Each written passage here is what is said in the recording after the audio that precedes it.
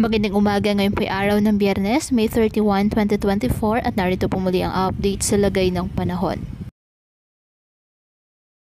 Ayon sa Pag-asa, southwest monsoon ang nakakaapekto ngayon sa western section ng Luzon. At dito naman sa bandang Batanes, ang frontal system ang nakakaapekto at nagdadala ng maulap na halangitan na may kalat-kalat na pag-ulan. Samantala, isang low pressure area naman mataan sa labas ng Philippine Area of Responsibility. Ngunit sa ngayon ay wala itong direktang epekto sa lagay ng ating panahon. Ngayong araw, ang southwest monsoon ay nakakaapekto sa Ilocos Region, kaya asahan po dyan ang maulap na halangitan na may kalat-kalat na pag-ulan at thunderstorms.